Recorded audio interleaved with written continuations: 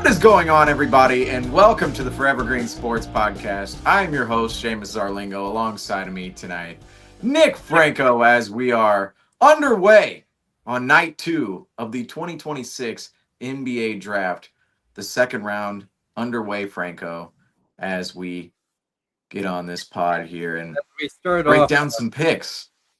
Yeah, we're already down some picks, but just to stomp on our parade even more, the New York Knicks just traded up with the Houston Rockets to be pick 39 in front of us. So it'll be Well, interesting. that is, it's the second round, so people won't note this as much as the first round, pick 39 and 40, but anytime you have a rival division opponent move in front of you in the draft, it's a little like why did New York feel the need to move up ahead of Boston, Miami, and others in this situation? New York has moved down from 24 to 25, 25 to 30, 30 to 47, and 31 to 39. Did So you see they are. earlier today the Knicks acquired someone's draft rights from 2009? I don't know the man's name. I don't remember the man's name, but someone they drafted in 2009 and still hold the draft rights to. Well, another team actually. The Knicks acquired those draft rights, and most notably, I know the Celtics. Actually, if we were to go down the draft rights list, there are players from the 90s in that list, players from the 80s where their draft rights are still held by random teams. Actually, this is an interesting little tidbit to look up Yeah, here because here on the second night of the draft, because there are a lot of teams that will draft players tonight. They'll draft and stash, and there will be quite a few players that won't play in the NBA, despite all of us thinking yeah, some of yeah, these players certainly have a chance and will have a chance. Did the Boston Celtics have to renounce Yamadar's rights Nope. for him to go back to They college? still hold Yamadar's rights from 2020. They still hold Joan Begaron's rights from 2021 as well. Both of those players picked 45 and pick 47 in the second round. Neither of them have played in the NBA yet for the Boston Celtics yet. The Celtics still hold their rights as the Houston Rockets are selecting here for the New York Knicks, which I guess, do we want to bring up the picks here? Took another guard in front of us. We'll give out the Celtics pick when it comes about. Okay, here we go. The Celtics are on the clock, folks. The Celtics are on the clock. Code red. Code red. Go green. You gotta start saying go green. I was thinking about that, but I wasn't sold. I'm looking at the draft rights list right now. I'm trying to find, let's sort this. So, according to Basketball Reference, I feel like there are years older than this. Right now, Sergei Karolov for the Spurs, pick 57 in round 2 in 2004. His draft rights still belong to the San Antonio Spurs. I swear we have older draft rights than 2004 here. Now see that's where my brain, yeah, right here. Come on now. Augusto Benelli, Atlanta, holds his draft rights from 1986. 1986. And how about Abdul Shamsed Dean, 1990? His draft rights belong to the Oklahoma City Thunder. And what's crazy about this, he was drafted by the Seattle Supersonics. I know. 18 years before, rather 17 years before Seattle moved to Oklahoma City, the Sonics moved and became the Thunder. The NBA, the team should call him up and get him out of whatever 9 to 5 job they're working, being like, "Hey, we still hold the rights to you, buddy. You're coming to the NBA at 56."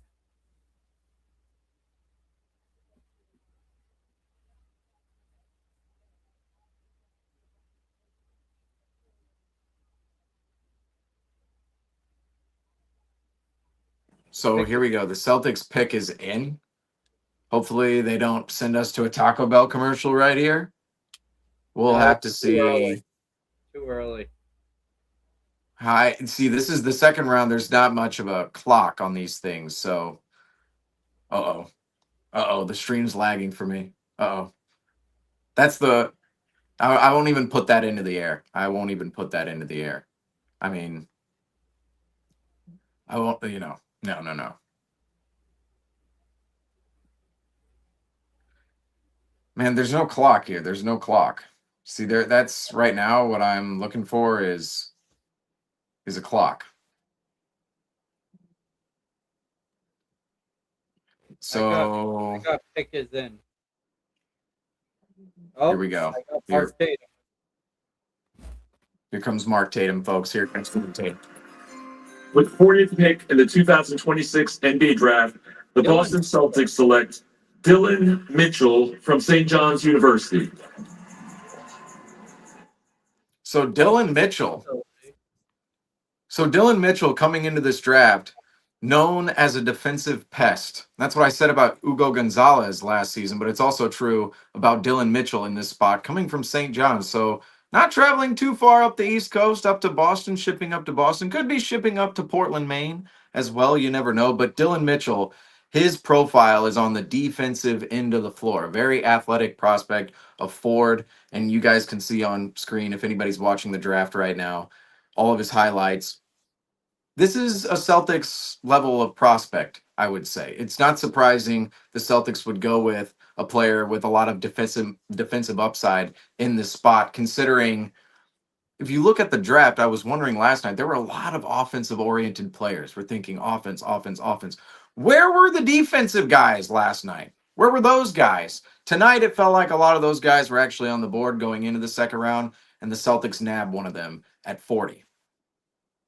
Yeah, I mean that forward and wing room is getting quite filled right now. I mean, if he's brought up and starts to show progression, he's joining the likes of Harper, Shireman, Gonzalez, and Walsh, all competing for rotational minutes at the back end of the rotation. So, kind of a redundant pick, but obviously there's athletic upside, very defensive styled player, and also a downhill player, which the Celtics don't really have much of from the wings that they have in place right now, other than well, Walsh has kind of versatilized his game, but Hugo's is starting to play more mid range, but he could be more of a presence down low that you really don't have from most of the other forwards.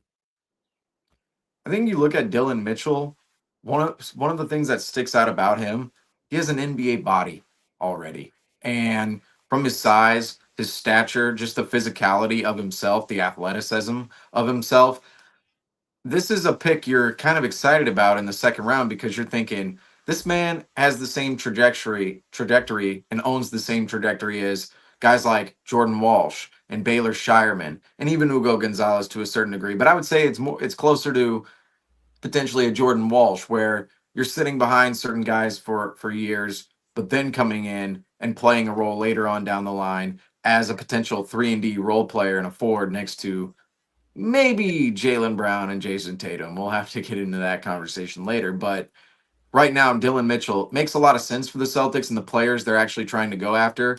And it felt like back in 2023, the Celtics did start this process of drafting versatile wings yet again and trying to acquire versatile wings yet again because the time period in which Jason Tatum and Jaylen Brown are developing, the Celtics are looking less at versatile wings and looking at the guards and the big men, right? Because those are the players in which are going to complement Jason Tatum and Jaylen Brown. But ultimately, as time moves on, with these guys getting a little bit older, you want that athleticism, you want that size, that speed that beforehand Jaylen Brown and Jason Tatum produced on their own. But now, as time moves forward, as they're getting older, you want the younger guys and that young energy to be in that locker room, producing some of that same level of defensive versatility from specifically the wing position. And Dylan Mitchell does that. And you can see the roadmap from other guys who have played within the organization. You look at Ron Harper, you look at Hugo Gonzalez, Baylor Shireman, Jordan Walsh, those four in particular They're all forwards slash guards who are able to handle the ball at times, but they're mostly perimeter players who you're relying on to catch and shoot, but really play tenacious D on the other end of the floor.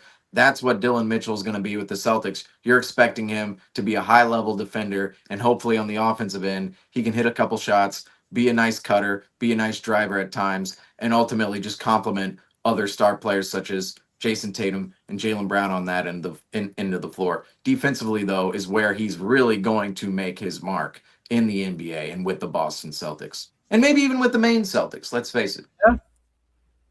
I mean, that will be a interesting room heading in, and also the team has been looking for a little bit more defensive versatility, someone that can play from the 2 to 5 position, guard from the 1 to 4, and kind of open up the floor for, and also kind of take off a little bit of weight off of the shoulders of a player like Jason Tatum and Jaylen Brown, starting to disperse a little bit more of the production, and also on the defensive end helping alleviate some of the stress and efforts that they would usually have to put into a game 82 in the season, or throughout the regular season when you're in the tough part of January and February and you're looking for a two-way player to come in and fill some minutes.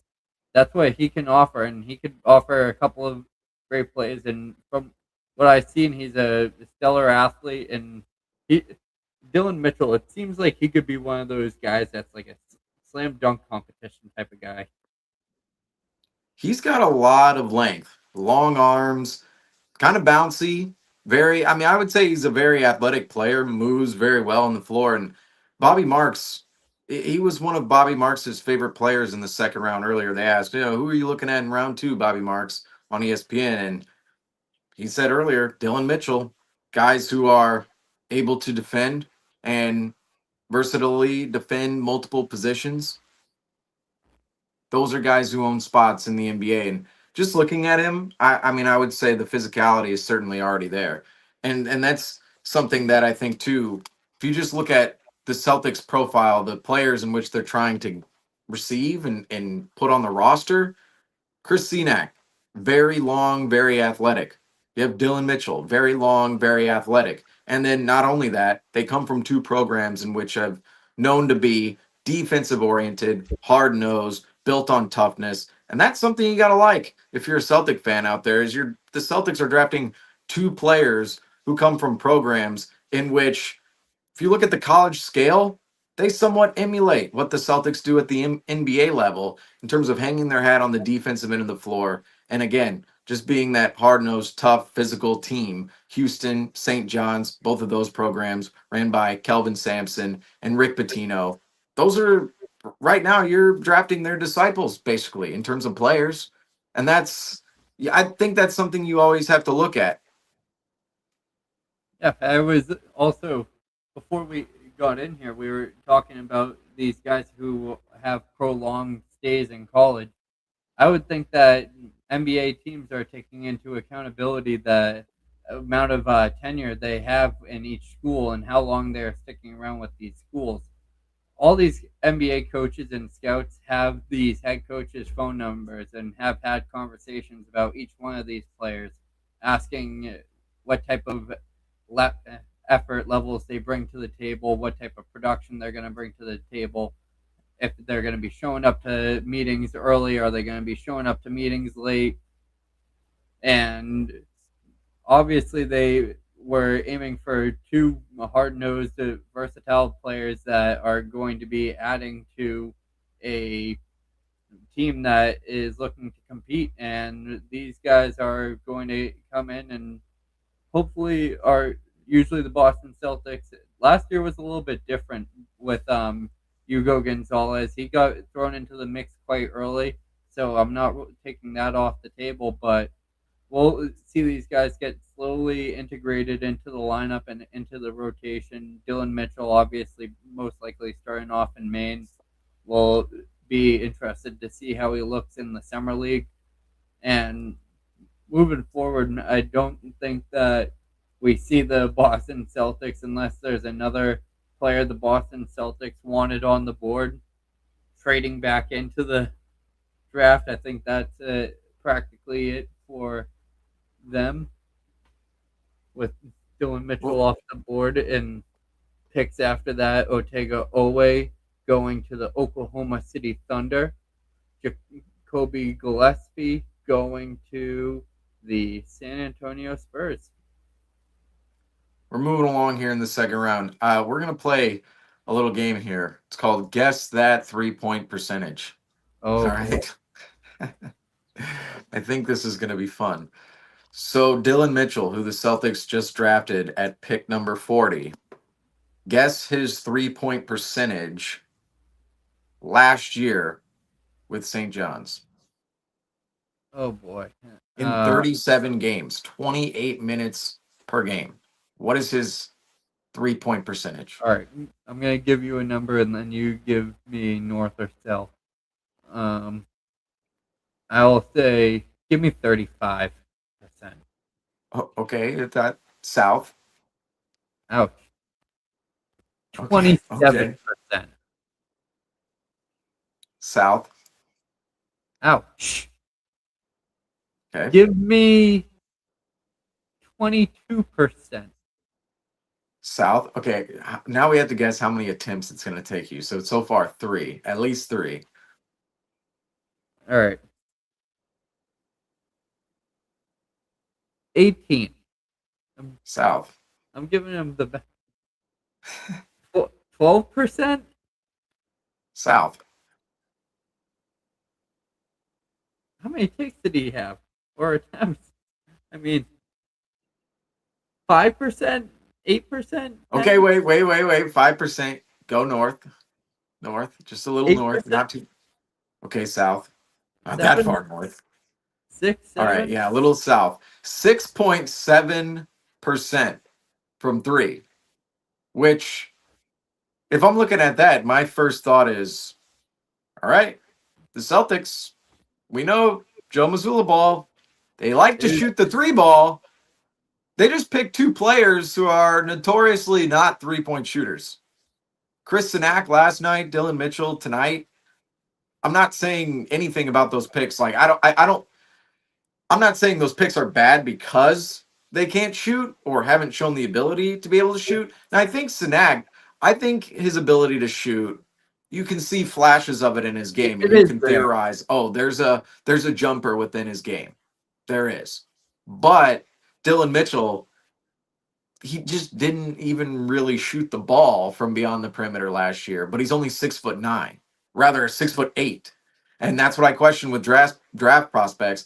If you're 6'8" and you can't shoot, is your presence always going to be around the rim? Are you that thick of a body, that physical, that crazy of an around the rim presence, in the paint presence, to force your will down there as a 6'8" player? That's what I wonder about prospects who are 6'8" forwards specifically. And some of these guys are, oh, they're big guys, then they can't shoot. What's his weight? 202. 202. Bulk that up to 225. Got a 6'10" wingspan. I mean, you could tell his wingspan, his hands. He's got an NBA body, long arms, physical. When you see him out there, you're like, all right, that's a. I mean, he's 22, going on 23 years, so he's not quite a 19, 20-year-old. So that, explains some of the physicality within himself. But you watch him on court and you go, that's a pretty physical player. If you saw that freight train running at you downhill, might want to get out of the way. And that's part of the draw to Dylan Mitchell. And I would say Dylan Mitchell, watching some of his tape, he would be somebody that could theoretically fit into, say, an OKC San Antonio series. I always look at some draft prospects, and most draft prospects, can they fit into a playoff series, a high stakes playoff series that specifically just happened before the draft, right? Literally weeks before the draft. And OKC and San Antonio, one of those series. Knicks, Spurs as well, you could mark that in. But Dylan Mitchell, I look at that OKC San Antonio series, the shooting, what's going on with the shooting with Dylan Mitchell? That could keep him out of the NBA entirely. Who knows? But when I look at his tape, defensively, he's a hound dog. He creates deflections, steals. You see him running in transition a lot. Great finisher in transition. And those are the type of guys, we look at OKC's title in 2025, the way OKC won that title and the way in which OKC continued to win with Shea out of the lineup last year and even J Dub out of the lineup last year, although J Dub adds to this greatly for OKC, it was creating deflections, creating steals, creating turnovers, running in transition, finishing in transition, because that is that is mathematically, and it's theoretically, but it's also mathematically the most efficient way to win basketball games. If you are literally taking away possessions from another team, putting them into your pocket, and not only putting them into your pocket, but those possessions in which you're putting into your pocket are in transition where the opponent's defense all scrambled. Most likely they're behind you and you're getting wide open looks at the rim, which are statistically the most efficient shot in basketball. Shots around the rim, especially wide open shots in transition around the rim. That's how OKC won their title in 2025. That's why OKC has been so great the last 3 seasons. Dylan Mitchell, from a defensive standpoint, I could see adding to that texture of the Celtics if Brad Stevens is, of course, trying to build that. And I believe he is, looking at all the prospects we've seen on the Celtics in the just last year. All the names I just mentioned earlier, Ron Harper Jr., Hugo Gonzalez, Baylor Shireman, Jordan Walsh. Add Dylan Mitchell to the list. There are shooting concerns. There is offensive versatility concerns, the diversification of his offensive game. But at the end of the day, if he can be a good cutter, if he can be a good roll man, if he can develop, Aaron Baines, Grant Williams, they weren't the best 3-point shooters. Remember, Grant Williams started his Celtic career out. I believe he went 0 of 29, something crazy of that. Maybe he was 0 of 20. It was a crazy streak where Grant Williams couldn't hit a 3. Yet Grant Williams, we know him as this physical bodied forward who can be an around the rim presence, a rebounder, somebody who can score down low and kind of be that, shoulder in the chest of your opponent while also standing out on the perimeter, hitting a jump shot from the corner or the wing. Can Dylan Mitchell form into that player? That's what the Celtics would be looking at in Dylan Mitchell, because the defensive upside is really there with Dylan Mitchell. The technique, the athleticism, the length, the ability to, again, create deflections, steals, turnovers, and then turn those into transition opportunities. That's the most efficient way to win basketball games, or rather a component of building the most efficient performance in basketball when trying to win games. So this Dylan Mitchell pick for the Celtics, I would say it's somewhat notable because I believe it goes along with the game plan and roadmap of the players we've seen with the Celtics, the young players specifically we've seen lately. And not only that, also Sam Hauser. Let's throw Sam Hauser's name out into that as well, because he was, it was before this time of young players in 26, but Sam Hauser was that guy in 22 and 23 as well.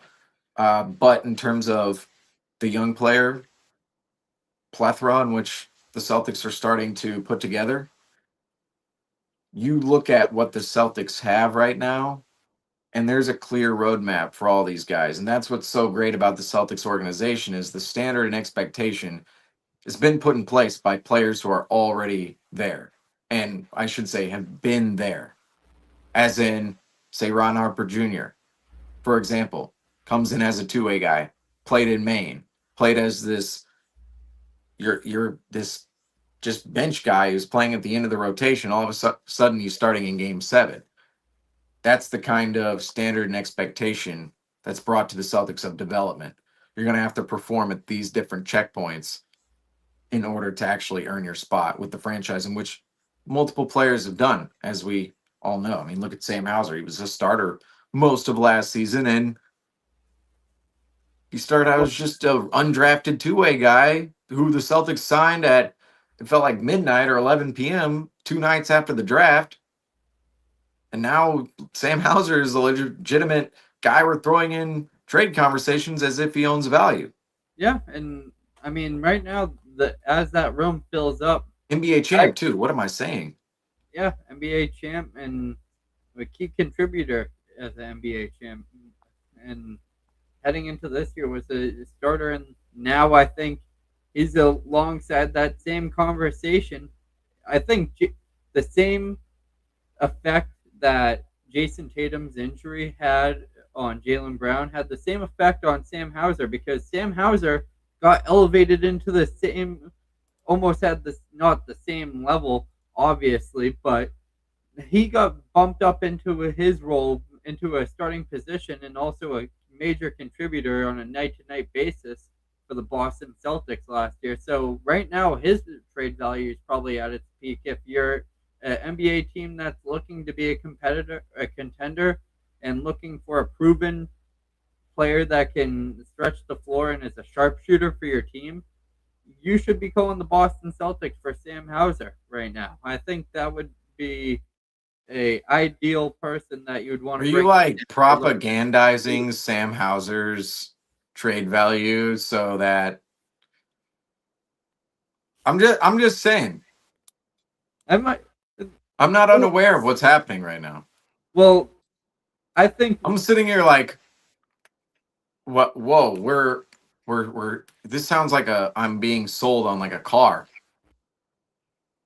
Like you got this air conditioning, the 3-point shot, you got all this. Look at this sound system. Wow. Look at it. Come on, teams. You got to be lining up for this. yeah, give us 2 first-round picks for Sam Hauser. Come on. Okay, if a team actually did that, the Celtics would do that every day of the week. And, like, it's tough because some guys you sit there and say, well, they add to your championship ability and your roster. And Sam Hauser, again, he'll go 7 of 7 in a game this year, and we'll all go, this is why they don't trade him. This is why they don't salary dump him. But in the offseason, everybody gets the same idea. And Which been a number that I've brought up on multiple occasions. The fact that heading into next year, Sam Hauser is making more than Hugo Gonzalez, Baylor Shireman, Jordan Walsh, and Ron Harper Jr. combined. combined. Also, that actually kind of, I would say, it highlights the conversation of how the Celtics, when it comes to the Giannis deal, weren't able to really add up salaries outside of Jaylen Brown. Right? Because if the people were trying to say that the Boston Celtics could go out and try to make the trio of Hugo Gonzalez by shipping White, basically mocking the Heat deal with the trading White, Hugo Gonzalez, Baylor Shireman. You basically have to trade your entire bench and be almost at a position where you only have not 7 to 8 players on your active roster as of today. And really, the Boston Celtics didn't really even have the same value that the Miami Heat have, because all the Miami Heat players that they were sent are all kind of not blue chip players, but have some very solid value to them. Yaka Jonas could be very valuable down the road.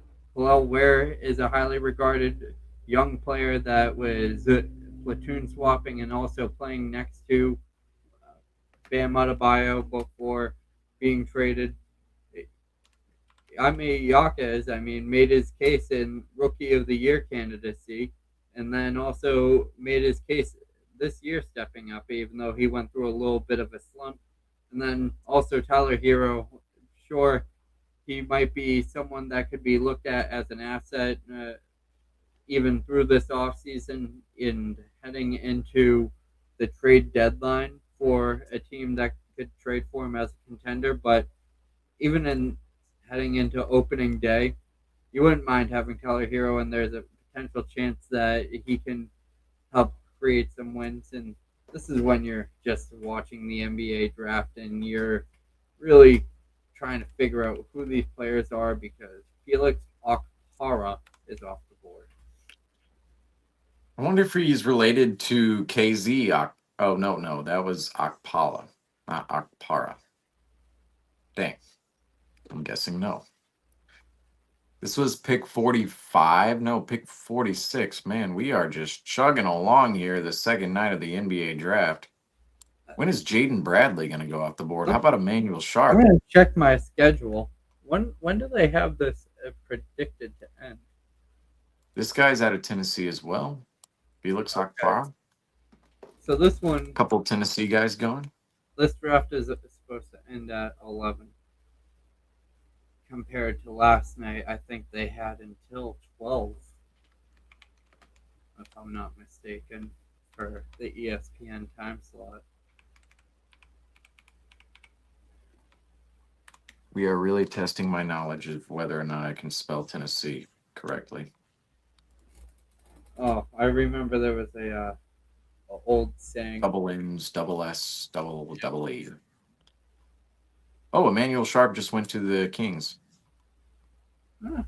Okay. Sorry, folks. We weren't paying attention. Well, Doing the ticker, I'm like, well, who's up next? Oh, Emmanuel I'll Sharp.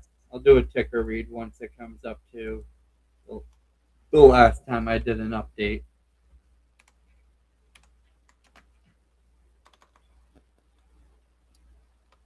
Manual. Okay. Which I believe the last time I gave an update was around 42, which was the Nets pick. So wow, Sacramento actually coming out. So this is my issue though, is Sacramento, anytime they come out with a player I like, they usually destroy his career. But since the Celtics pick of go away, Kobe Gillespie, Tyler Bilodeau, the Nets, 4, Malik Brown, the Duke, or not the Duke, San Antonio Spurs, and then Emmanuel Sharp, with Houston. But don't forget Akpara here. Yeah. And now Tyler Bilodeau.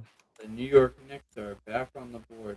They had some solid draft capital heading into this year's draft, and also due to the amount of trade backs they have done. But having 2 picks this year after winning an NBA championship, that's usually rare, especially in today's day and age, in a team that's going over the second apron. No longer after the contracts are being released. Malik Brown to the Spurs. Okay. Watch out for that.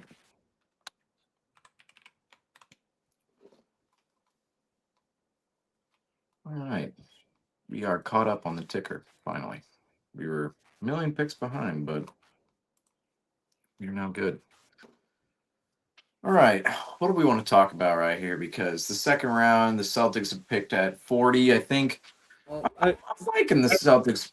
I'm liking the Celtics 2 picks, quite honestly. Chris Sinak Jr. and Dylan Mitchell. I think you look more towards size, athleticism, defensive-oriented players who own a little bit of upside on the offensive end of the floor from a cutting standpoint. I would say around the rim to some degree, although, it really is. That's going to be the question for both players, is how they develop on the offensive end of the floor. Can they develop traits in which ultimately pair well with the Celtics' best players and all the Celtics rotation players, in which we're seeing right now, especially some of the young guys who are becoming staples of the team. Because college, there are a lot of college programs who allow certain guys to play in ways in which they just can't play when they get to the next level. Because you go, oh, I got this 6'8" forward who is a dog on the defensive end of the floor, but he can't shoot. Well, they're going to utilize him on the offensive end of the floor in ways in which NBA teams can't, because there's a lot more size and speed at that size in the NBA, and the matchups just aren't there. So that's going to be the question for both Sinak and Mitchell. I would say Sinak owns the higher upside offensively because he's got a little bit of a jumper. He has the ability to finish around the rim and inside the paint. Regarded as the steal of the draft. And Well, he slipped. I mean, he was a 15 to 20 guy, but he slipped to 27. I think too, Sanak gonna be maybe a lob threat, around the rim, guy who's gonna be able to clean the glass a little bit. And there have been some questions around, where his actual ability will sit around the rim, but at the same time, you just look at the athleticism and it seems like you look at the size. It's like, wow.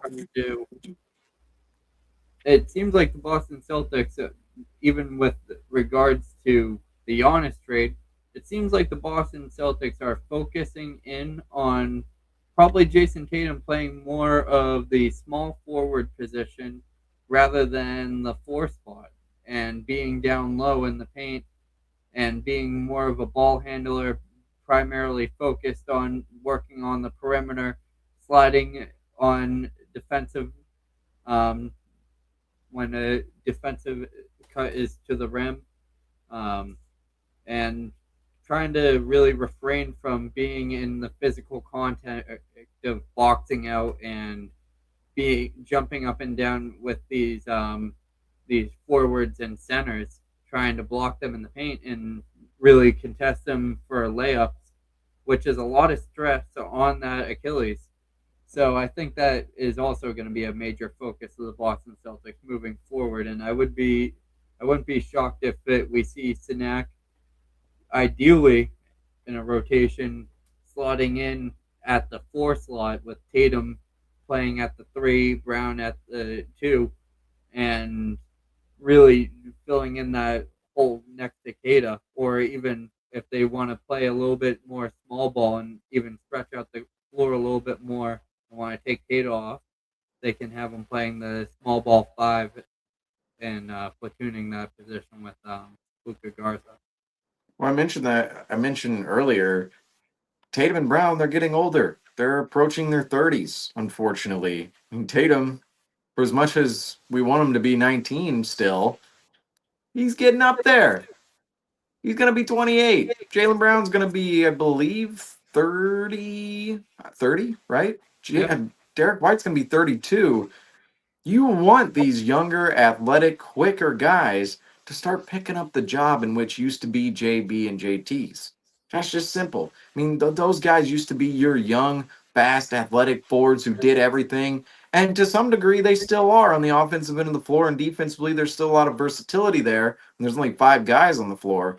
But how you supplement that during the regular season specifically, and even during the playoffs, what kind of depth a team actually owns alongside their 2 top players, that's always important. And right now, the Celtics, they're adding a lot of athleticism, speed, and size to their roster alongside JB and JT. And those guys used to be the athletic forwards. Now the Celtics are looking to fill those positions, not necessarily, again, from an offensive creation standpoint, but defensive matchups, rebounding, those areas of the floor around the paint, inside, around the rim, getting dirty, as you said.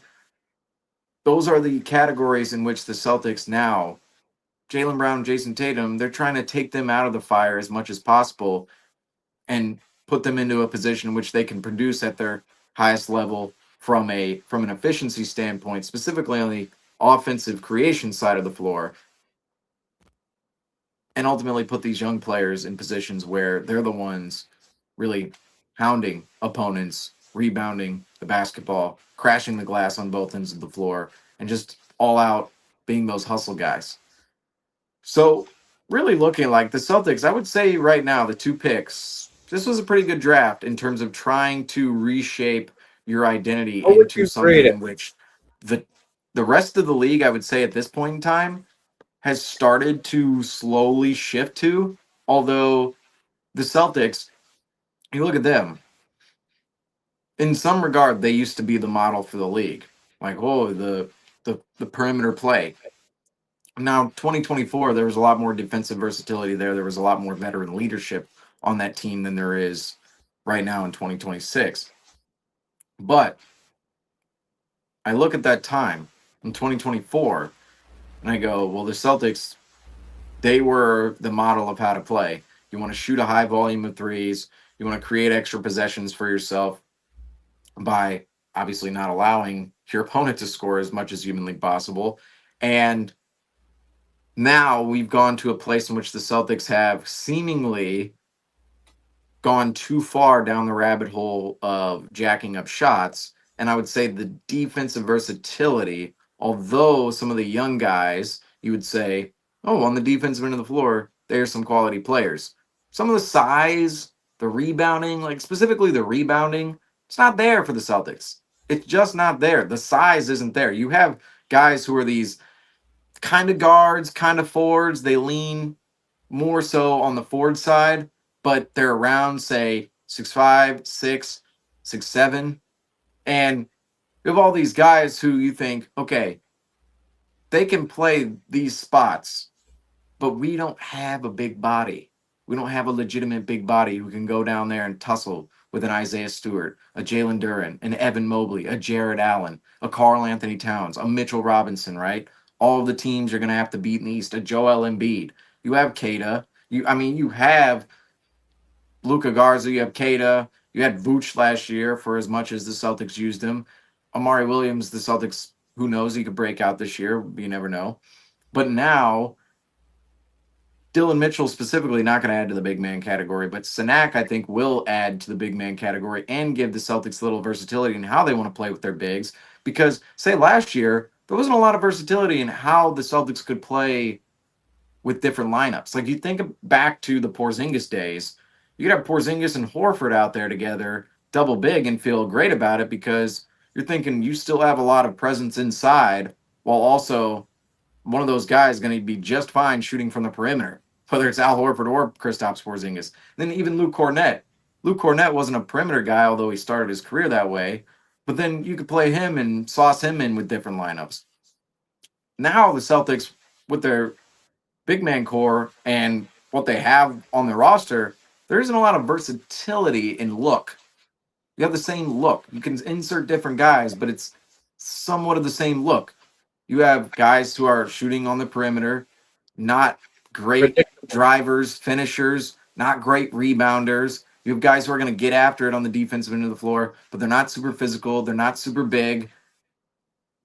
Now, with these two players specifically, the Celtics, which drafted, you would say they move you a little bit closer to what you want to be if you're the Celtics, which is adding more physicality, adding more size to what's already great. The shooting ability is great. The perimeter play is great. Some of the versatility defensively they already have is great, but you still need more physicality and size, specifically on the boards, on the defensive end of the floor, when you're battling with other bigs, other big forwards. And then offensively, the Celtics just need more of a presence around the rim, whether that's another lob threat, whether that's cutters. We saw in that Sixers series, how many guys on the Sixers were just timely cutters and physical, like Kelly Oubre, Quentin Grimes, those guys specifically. The Celtics, they needed one of those players in the playoffs. And now I feel as if Dylan Mitchell and Chris Sanak, one of those two players, can start adding to that for the Celtics, specifically Sanak in the first round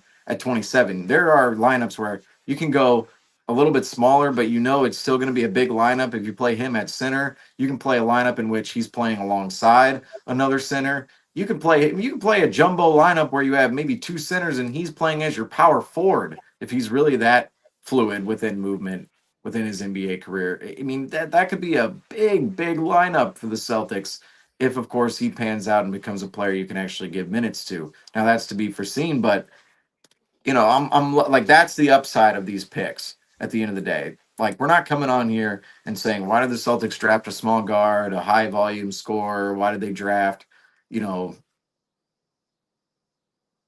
what other archetype would it have been? Like somebody who's not like just another Hauser, Shireman, Jordan Walsh, right.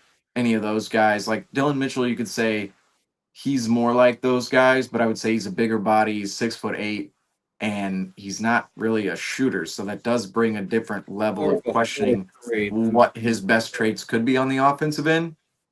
I picture him as more of a cutter, more of a guy Yeah. who's going to be sloppy around the rim and just clean up the glass when you own opportunities around there. Somebody's going to stand in the dunker spot. I could see that happening for Dylan Mitchell at 6'8" specifically, and then Sinak. Some of the same items, but as a center basically, and as a bigger forward. I'm excited for really those two picks. I mean, those two picks, the Celtics. I think those are home run hits. Now, I will say, like, the shooting for both of the players leaves me to question where their ceilings could be. But overall, if you're looking at the size, physicality, the defensive versatility, both of them bring.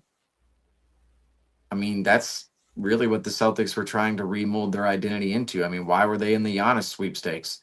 Right. For more size, more around the rim presence. They're going to have that with Chris Sinak. They're going to have that with Dylan Mitchell now, whether that's in Maine or in Boston, Yeah. Maine or Massachusetts, Portland or Boston.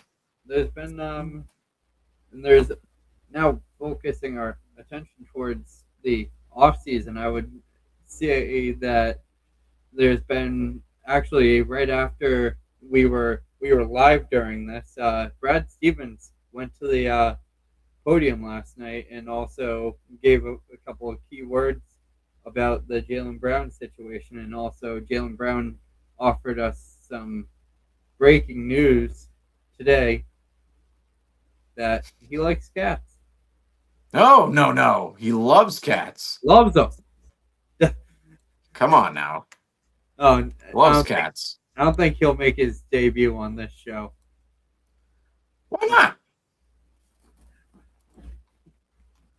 Oh no! Oh no! No!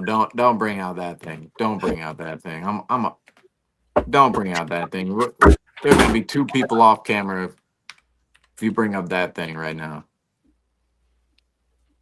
Oh no! Oh no! I am very fearful of what he's going to. Oh my! No! No! Not the giant eyeball in the camera. The giant eyeball. Oh jeez. Stuff of nightmares right there. So, Oh, Brett, Jaylen Brown loves cats. I can't even look at this. I can't even look at this. I mean, my goodness. I'm just gonna refrain.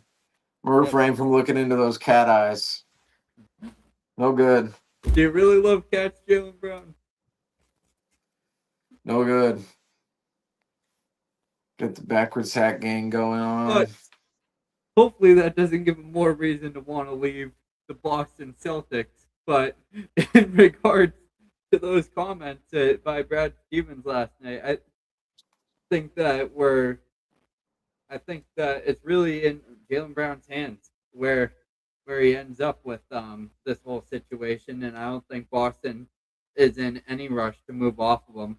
As we said, that Boston is trying to move to a more defensive-minded and also focused, paint-centric team, and I think this was just a rumor, a could-be rumor that I saw on NBC Sports Boston. You got to be careful with that one.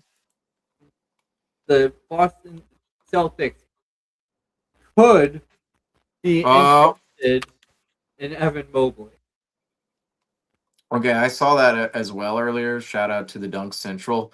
I saw that as well, but I wasn't sure what the validity of it actually was. It was literally. I didn't look into it. I can look into it right now, actually. It was literally just talking head conversation. And if I'm not mistaken, I think it was Scalabrine or.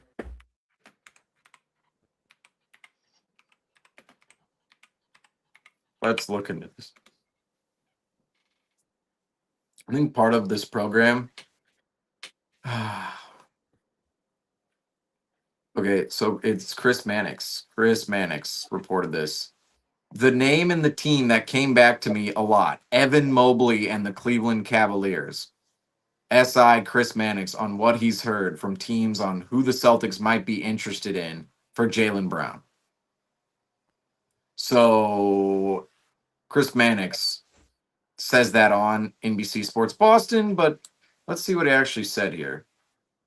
I mean, that was a quote.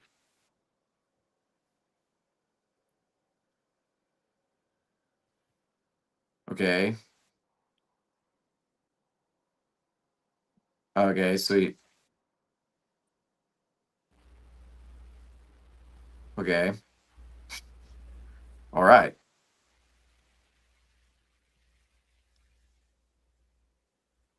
So Chris Mannix said this on NBC Sports Boston. He said he talked to different teams, and the name that keeps coming up to him is Evan Mobley on who the Celtics may be interested in for Jaylen Brown. So that's out there. He said that on NBC Sports Boston. So Mannix plugged into the league, says the Celtics could be interested in Evan Mobley. Now, I got to say that would be just some ugly stuff. That'd be ugly stuff. I'm sorry. It just would be. Evan Mobley, are we kidding ourselves? He makes like $50 million. Yeah.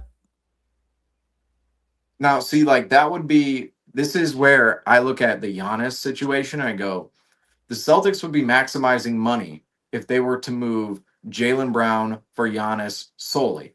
Now, what I questioned was if you move Jaylen Brown and first round picks and player assets, that doesn't really sound like it's going to be worth it, because how much are you upgrading with Giannis when you go from Jaylen Brown to Giannis? But if you were to go from Jaylen Brown to Evan Mobley, the conversation is not maximizing Jaylen Brown's money. It's making Jaylen Brown younger, turning him into a different style of player, and I think a worse player, really, over time. 1,000% less value than what you're getting out of Jaylen Brown or on a production. Do you think Evan Mobley is ever going to be a top 5 MVP candidate for real? I don't think so. What's his age heading into next year? I think he's going to be 25 or 24, one of those two. So much younger, so that would be definitely the appeal to it. You'd have to, if Cleveland was to do that, they would have to include probably they would even have to include some bench pieces, some depth pieces, and all. It would have to mimic the Miami Heat deal offer to the for Jaylen Brown or Giannis, because the Boston Celtics, from what I can tell, Brad Stevens was valuing Jaylen Brown at the same price as Giannis, if not with the first and second round pick tied to it, or a swap tied to it. So so I'm doing some calculating here. So Evan Mobley, actually, well, let's throw out last year. Last year already happened. You'd be saving a little bit of money if you were the Celtics. If you were to trade for Evan Mobley, you'd save $7 million in year one, next year, 26, 27. In year two, you would save, let's see. So Evan Mobley's deal, it's a 5-year deal. It's in the second year next year, but next year, 2027. So in 2026, 27, the Celtics would be saving $7 million. In 27, 28, the Celtics would be saving about $8 million. And then in 28, 29, the Celtics would be saving about $7 million. And then in 29, 30, Jaylen Brown's not under contract in 29, 30, but Evan Mobley is worth $61.2 million. Now, the question is, Evan Mobley, given his talent on the basketball floor, looking at him in the NBA playoffs, is he worth $50.1 million next year? And is he going to be worth 61.2 in 29, 30, basically 4 years from now, 4 seasons from now? The At answer 29 of years that for me is a definitive no from what we've seen because he is such an up and down player. There are games where he legitimately looks like the defensive player of the year, blocking shots, finishing on the other end of the floor. He looks like Kevin Garnett. He's putting up, 20 and 10 plus, and he looks like the all-star Evan Mobley. There are other games where you're watching him and he's a 10 and 8 center. Is he a 20 and 10 guy or a 10 and 8 guy? Most of the time, you don't really know. You Yeah. theorize and you want to say, yeah, he's a 20 and 10 guy. But watching him every single game, he's not that guy. And, looking at his numbers, he's 18.2 points per game, 9 rebounds per game last That's season. not. So That's not. it and not to say, that that's like, oh, points and rebounds is everything, but a lot more numbers you could look at. But 3-point percentage, 29.7%, not much of an outside shot. He'll take threes and he'll make threes, but really not at the rate in which you want him to be at. So let's see. Box plus minus, he was a 3 last year, 4.6 the year before. What is that in relevance with the league here? Let's see.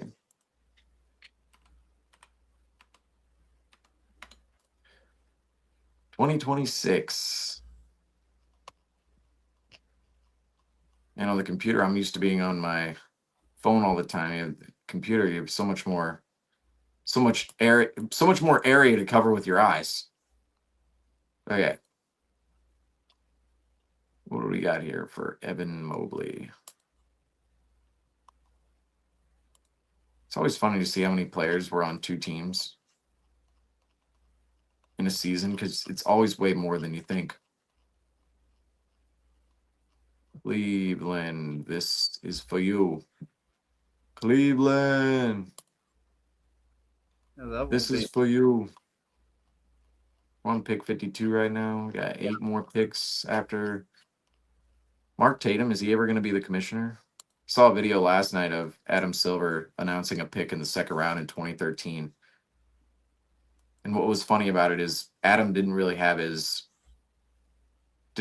swagger yet. He was kind of bland. I remember playing back when I was playing 2K when you would get drafted by Adam Silver. He even sounded a little bit it was always shaky whenever he would draft you in my career. Man, I remember 2K11 when Anthony Bennett would get picked over you, even though you averaged 56 points a game in college. 2K11, they would just like you would perform legitimately well in the games before the that's what okay. Little 2K conversation here. The old 2K games, they really they challenged you within my career. They did. 2K11, there was no okay, just make a player and just go through and you get drafted and whatever. It's like, no, you had to sit there and play real games and these showcase games and they were in this gym. They weren't like in 2K12 and 13, the showcase games were at MSG. It's like, oh, I'm playing, and you'd play one of them. You'd play one showcase game at MSG in front of everybody and you'd have a rival and yada yada. In 2K11, they're like, get in the gym with all these random prospects, and if you don't perform, you're going undrafted and you're playing in the G League. And you're going, they had China. can I just play in the NBA, please? Like in 2K11 would not if you made it to the NBA, you're like, whoo! It was actually like you made the NBA in 2K11. What 2K was it that they genuinely sent you to Shanghai? They were the one of the. That was that was around the I don't maybe I have false memory on that one, but I swear that's the early 2K11. I don't know 2K11. I don't remember if they sent anyone anywhere, but Yeah, I mean, those games just have to make a return back to 2K17 when that was the final real prime year. The OJ when they had orange juice and Michael B. Jordan was your Spike Lee joint. Yeah. Who did Toronto draft at 50 here? Yeah, I'm waiting until the draft numbers come up again. Who was the last person I know? Second round here. Leak round to the New Henry York Spurs after Visar. Oh, Jaden Bradley actually went to the Raptors. Why do the Raptors always pick players that I want to take flyers on? Where it's like, I'm not convinced like Jaden Bradley is an NBA player necessarily, Howard but Tickle is I a see it. Like yeah. I see where he could be an NBA player, like what the areas of his game where he could be an NBA player. And Toronto is notorious, at least from my perspective of like on my list where I'm like, this guy's interesting in the second round or even late first round because Toronto's been a good team in the past. They pick at the end of the first round. They always land these guys who you think the upside of those guys. Like I'm thinking of Jamal Shed. I'm thinking of OG Anunoby, Pascal Siakam. Those players specifically. There was another name I configured last night for the Raptors where I'm like, man, they got this name too. Also, Oh, you have they got Alan Graves last night. Oh, Colin Murray Boyles. But you those got to guys take are, into closer to the consideration. first, closer to the front half of the first round. Although Graves is 19. Any of these guys that are currently slipping out of the NBA draft, the Boston Celtics can go in and swipe them up minutes after. I mean, if Jaden Bradley makes it past No, six or makes he it, was just drafted by the Raptors. oh, And that was my point. Is like the Raptors seem to always. It's always the Heat, the Raptors, the Sixers, the Lakers who seem to nab these guys. Like, here are the Sixers sitting at 22. Who are they going to get? Oh, it's LeBaron Philon, who's just going to fall right into their laps. It's Jared McCain. It's Dalton Connect. It's Jaime Jaquez. It's Kalel Ware. All those guys. The Raptors. Jamal Shed. Like it's just from a Celtic Nation standpoint, it's frustrating, but to the credit of all these guys. Ugano Onyenso is off the board to the Rockets. Or You gonna Onyenso? actually, no, he's going to the Knicks.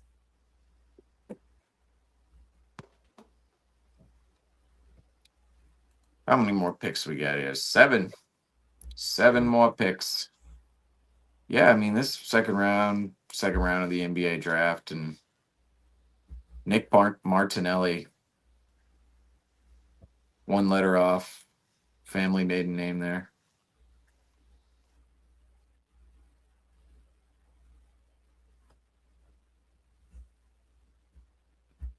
Yep. Wi-Fi timed out. But looking at what we have coming up in this upcoming draft, I think that we're looking for either a guard to slip into the summer league that could have a good chance at making a good run at making it for that final two-way spot. Right now, that the Celtics have to consider bringing back Max Shulga, Amari Williams on two-way deals, or bringing him back on standardized contract, which I don't think either of them really prove that they are worth a standardized deal, more or less even a multi-year deal. I think that they still have to compete for their even position to be on the roster throughout the summer league.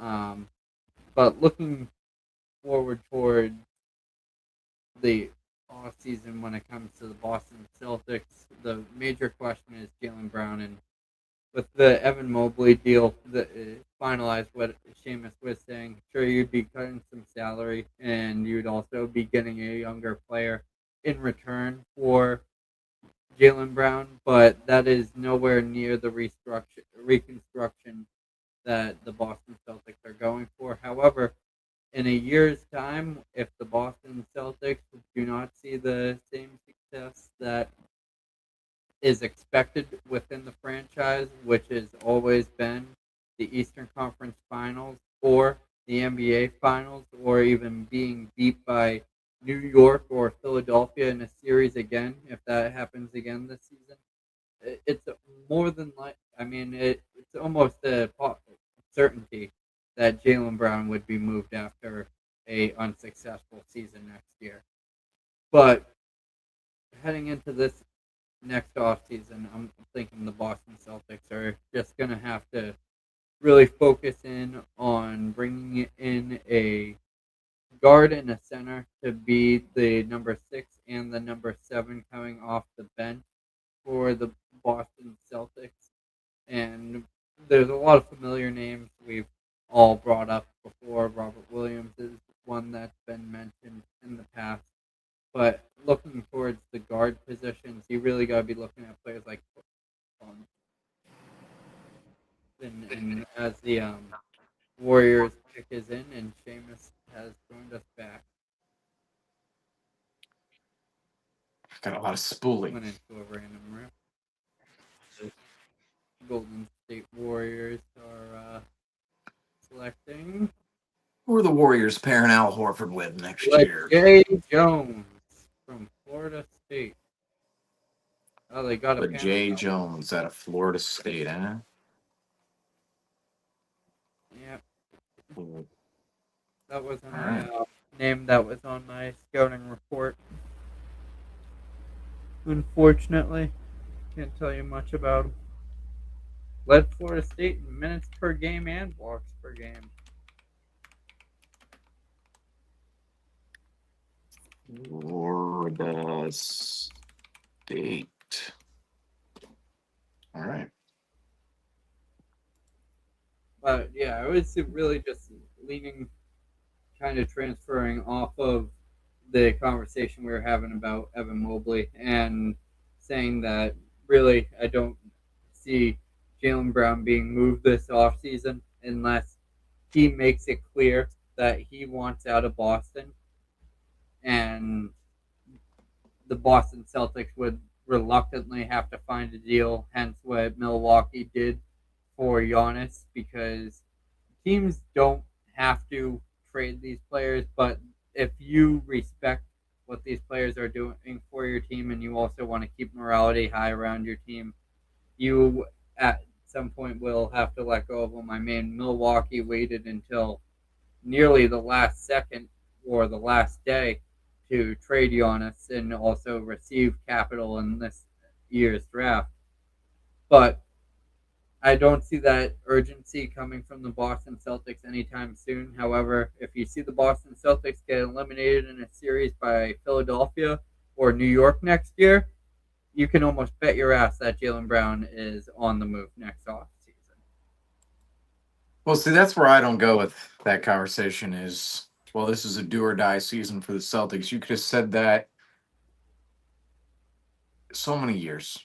Like, so many years, 2022, do or die to some degree. If it doesn't work out in 21-22, there are really tough conversations in that 22 offseason. Of course, it did halfway through the season. And of course, all the way to the end when the Celtics made the NBA Finals. That team wasn't broken up, it was built onto. Then in 2023, there's pressure that year, but there's less pressure because we know Joe Mazzulla takes over for the first time. You just lose Ime Udoka, and that was the first run with Joe that didn't quite work out in the Celtics' favor. But then you go further on in time. If it doesn't work out in 2024, I think the Celtics try and run it back in 2025. And then that's where things get a little blurry of where it actually goes if you don't win the title then, because do you still strip away the team at that point if you still don't have the title? Like, I just, it's, it's a little confusing on where the road could go. But see, that's where I just look at next season. If Jaylen Brown and the Celtics say that it doesn't work out next season, I don't think it's clear and definitive to say that because last season, or rather this next season, if it were not to play out, I don't think it's fair to say, well, that's the end of Jaylen Brown's time in Boston, because from what I see, the Celtics are likely going to dip the tax this season, which is going to put them in a position to spend the next 3 years beyond next year. And if the Celtics are doing that, it's possible they spend alongside Tatum and Brown. And those are the two pillars that the Celtics are still trying to build with going into the future. There's also a world in which Jaylen Brown's offloaded and you try to upgrade the roster around Jason Tatum in a different way. It could happen this summer. it could be not contingent at all on next season Right. or next season. I think it's all about what's out there. If there are offers out there for Jaylen Brown you don't like if you're the Celtics, you're saying, how does that make us better now? And then say you play a season and Jaylen Brown doesn't have that great of a season and the result isn't that good, then you still are looking at offers that are lesser than what you received when he was an MVP candidate. They might not change the pairing of Brown and Tatum whatsoever moving ahead into the future. There may be a scenario where there's an offer that blows your socks off if you're the Celtics. You So- never really know in this instance. And I think next season, I mean, there could be multiple options. You could move Jaylen Brown. You could not move Jaylen Brown. You could add on to those. Like because I see a world in which if you were given an opportunity in the year of 2027, say the Celtics next year, after a year in which they dip the tax and they're going to now spend into the luxury tax the next 3 seasons, if there is another world in which you can build a roster like the one you had in 2024 alongside Brown and Tatum, you can add a Giroux, add a Kristaps Porzingis, add an Al Horford, a Cornet now, right? You go ahead and do that if you're the Celtics. Now, who are those players? None of us know. We don't know what the market's going to look like at the time. We don't know who Brad Stevens will be targeting. We don't even know what type of player the Celtics will need given the makeup of the roster next year. We can speculate and say, oh, the Celtics might need these players at this time, but they're going to be young players that ascend from the pack next year. And we sort of put all these guys on the same level and say, okay, Shireman, Ugo, Jordan Walsh, Ron Harper Jr., Sinak, and now Dylan Mitchell. All you guys are in the same category of developing young guys who own a little bit of rotation chutzpah, but aren't quite there yet. Somebody within that category is going to ascend above the rest, and guys are going to fall. And we all know too, Derek White is going to be 32. Sam Hauser going to be a year older, and I wouldn't say he's expensive, but he's more expensive than these other guys for sure on their rookie deals. And I just look at that and go, well, what's the makeup going to be next year if you have certain positions and need other players? You can't say, Jaylen Brown is going to be moved definitively in that instance. Jaylen Brown might be a player you need, and the player you make a move for is somebody that could complement Jaylen Brown and Jason Tatum. If, of course, he's still on the roster, which this moment in time, we got to get past this offseason even, So you're like under next the offseason. the Jays can survive let's say they lose in the first round to the 76ers or the Knicks. You're saying they can survive that? Or do you think Joe Mazzulla gets thrown under the bus after that? I think it depends on how the season goes about. Because a regular season where you look underwhelming the whole time with a built roster, no, it also matters within expectations. Because at the beginning of the season, say this offseason doesn't go how the Celtics plan, and Brad Stevens builds a roster in which is subpar compared to the rest of the East, well, then why would anyone expect the Celtics to make it past the first round? Right. So why would you want to keep Jaylen Well, Brown? but that's where I look at it and I go, well, the Jays, say your ultimate plan is to build around the Jays, If you but have you don't do that this year. And I'm suspecting the Celtics they won't do anything too splashy because they're going to try to dip the tax once again. They're going to dip the tax so that they can reset the repeater tax. And once they do that, the roster is not going to look, like this crazy contending force like OKC or San Antonio or, even like the Knicks roster. I wouldn't say the Knicks roster looks amazing, but obviously they're champions, so you got to give them their respect. But you look at the Celtics roster right now, you go into next season, say the offseason isn't that splashy. What are your expectations? Say you don't change, right? You don't change. Last year, the Celtics, part of their issue in the first round, I thought part of the issue was actually Joe Mazzulla refused to use the depth. And when he did, he used it at confounding times. Like you think about the first round series. So when you're closing out the series, or even beforehand, when you're leading 3-1 or in the midst of building that 3-1 lead, Why aren't guys like Ron Harper Jr. playing? Why aren't guys like Hugo Gonzalez playing? Where's Baylor Shireman? Where's Jordan Walsh? Those guys didn't see the run in the first round the way in which they did in the regular season. And people will say, well, what happened in game 7 is exactly why you can't play those guys. Well, in game 7, Joe Mazzulla played all of them at once to start the game. That's not how you utilize those players. That's craziness. Okay, I like at the time, I'm looking at it going, I kind of love this because it's like, all right, F it. Like, I love craziness when it comes to that specifically. Like, let's just throw out this crazy lineup, see what happens. But really, in hindsight, looking at it, that was not the move. No, What the move would have been was methodically integrate these guys throughout the series, give them the minutes in which they received in the regular season because they were such a big part in why the team was even at the second seed in the East in the first place, alongside all these guys playing alongside Jaylen Brown. Methodically integrate them into the series to the point where when you're playing a closeout game 5, a game 6, a game 7, those guys are going to be able to contribute, come in off the bench, and give you an extra spark in which we didn't see out of the Celtics during the Sixers runs in games specifically 5, 6, and 7. Instead, Joe Mazzulla kept all those guys in the bag and then released them at the beginning of game 7, and of course it looked horrible. It looked awful at the beginning of game 7 because he played all of them together in a big spot. That's not, to me, how that should have gone about.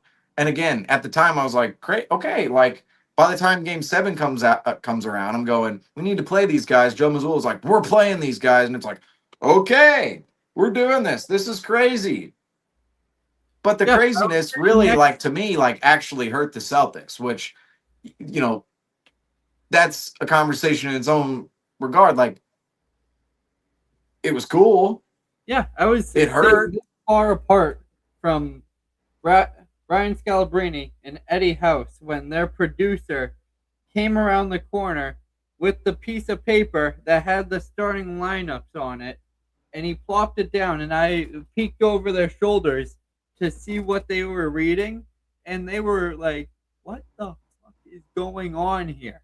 Like, they were like, are you kidding me? Tatum's out, and this is what we're rolling out? You look at the card, and you'd have to think, this must be a mistake. This has to be a mistake. The producer, because sometimes you're at the arena, they throw up a starting lineup, you goes, that really, like, Garza? And oh, wait, no. And then they change it. Like, you know, like, comes up real quick, then they change it, and you go, okay, that's the real lineup up there. Same way. On that piece of paper, it had to have been, oh, this is a mistake. How is this possible? Yeah, I mean, that type of decision making, that might get you canned, but I mean, heading into next offseason, what are the Celtics obviously dipping under the luxury line, but how can the Boston Celtics go upon adding to that core while avoiding the repeater tax? My thing, there's two ways in which the Celtics can upgrade this offseason. God. The Lakers and Mavericks are trading together.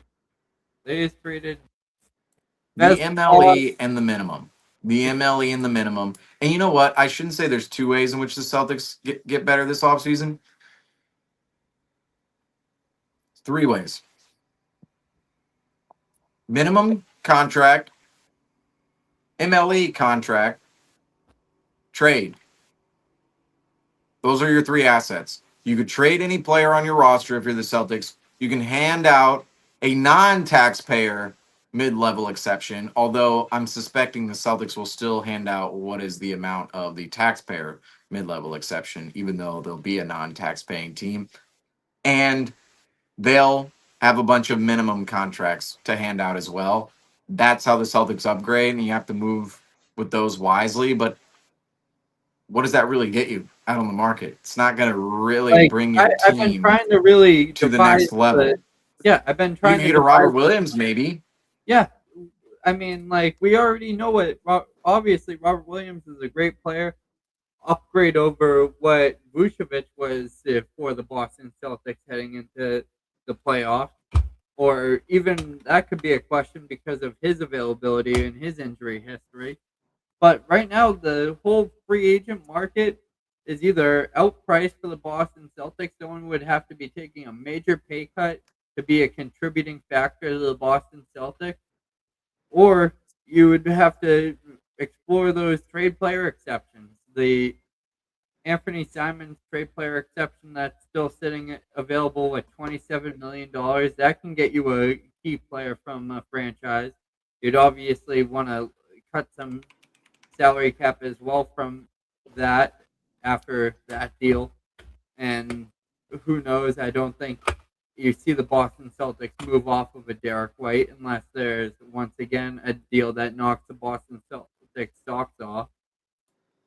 And I think a Derek White deal is way more plausible than people are giving it credit for.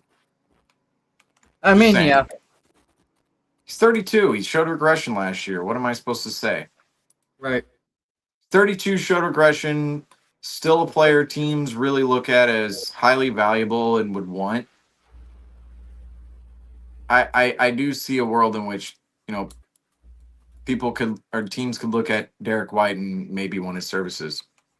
Yeah, I mean, I wouldn't see why not, and it would obviously just mean that the Boston Celtics would need to be taking either less money off, more money off the books, or they would be having to be receiving a player of the same caliber as Derek White and what he has proven in the recent future. But I think that Derek White moving forward, if I don't think you're going to be getting Trey Murphy for him. Hate to burst anyone's bubble on that. Unless you can find a third team to dance around with, I don't see the New Orleans Pelicans seeing that as a valuable move for themselves unless Boston decides to tie trade pieces to that. And I don't see that being within the Boston Celtics future.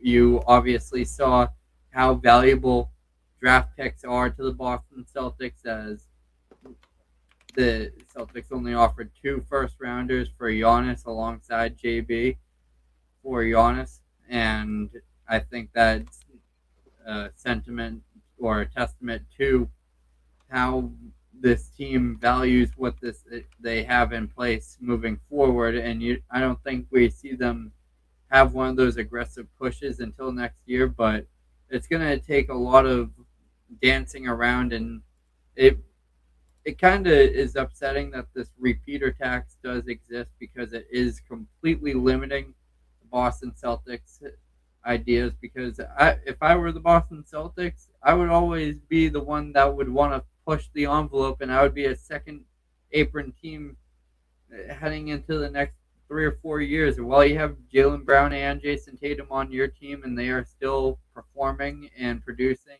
at a high clip, you got to take full advantage of that and really go into every year with the perception that you are contending for an NBA championship. And when you're ducking under the tax line, it's hard to really say that you're still doing that while you're not putting your whole balls on the table. It's hard in this era of the NBA to configure what the plan should be around stars, because theoretically, say a team like the Nuggets, they just want to go in every year with Jokic, and a team like the Bucks wanted to go in every year with Giannis. But there is a level of patience that comes with navigating the repeater tax, the new aprons, and if you're doing that as NBA teams are, there are going to be years in which you have to tell your star players, I'm sorry, we can't upgrade the roster beyond what's seen on the floor right now. And you're making those commitments and saying, we're taking a step back to take a step forward. And when you say that to your star players who are in the midst of their primes, it's not a good sell. No, It's just not. not a fan of it. I'm not a fan of even hearing it as just covering the team. It's a very challenging thing to watch and very frustrating to watch, as this team missed out on a few opportunities last year to keep their team in a contentive and aggressive manner, but had to make financial decisions to keep them under the tax line, which great job by Brad Stevens of being able to accomplish that to the extent that he was. But now they're in a real rut, and now the best thing that we can bring up is a potential reunion or you gotta like look at players that would be willing to take $15 million a year or even $5 million a year on a mid-level exception to play for the Boston Celtics, be a starter for the Boston Celtics, and that's a tall order in today's NBA.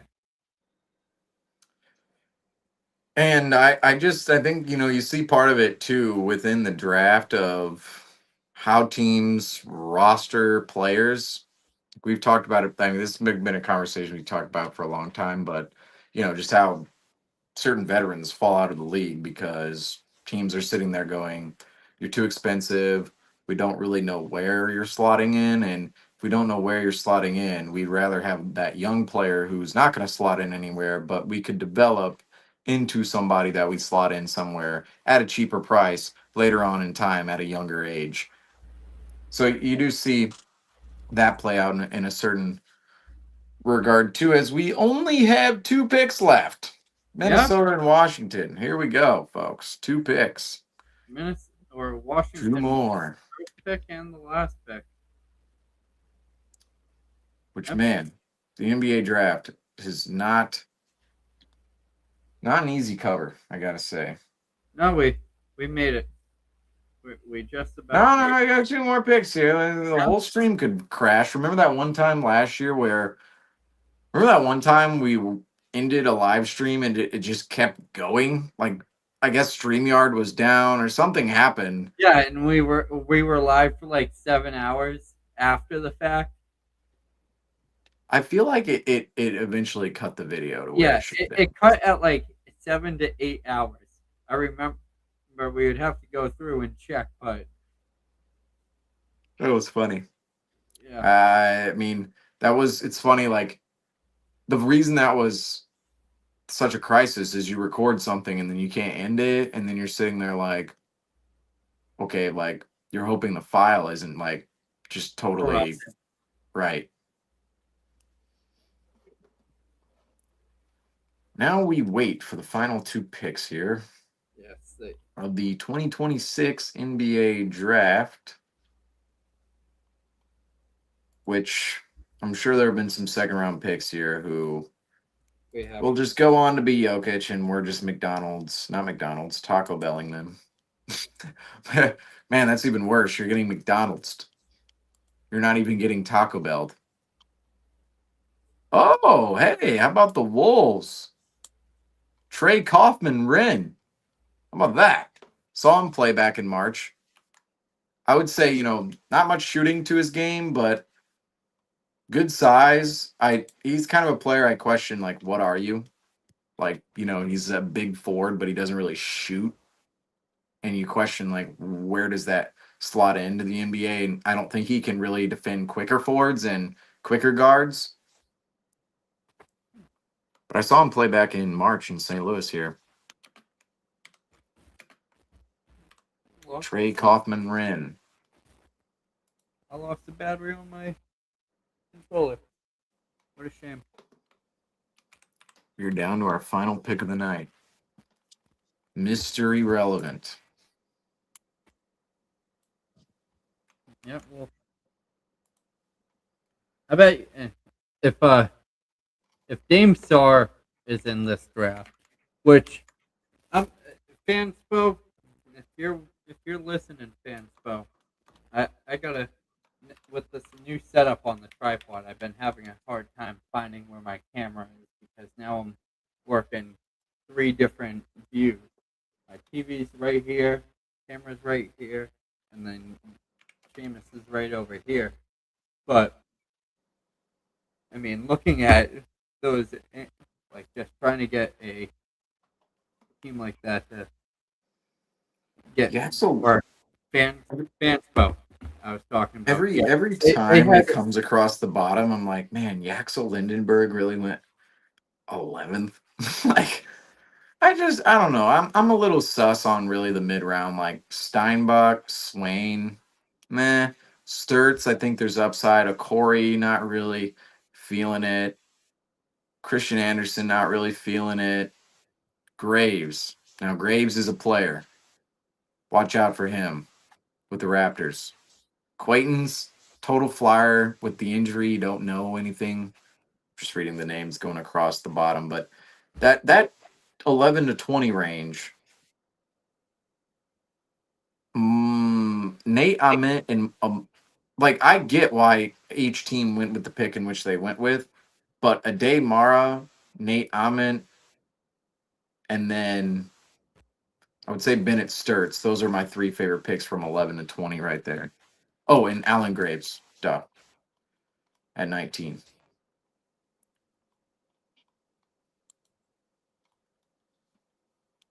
Phylon at 22. Lopez at 21, I feel like that's going to be like,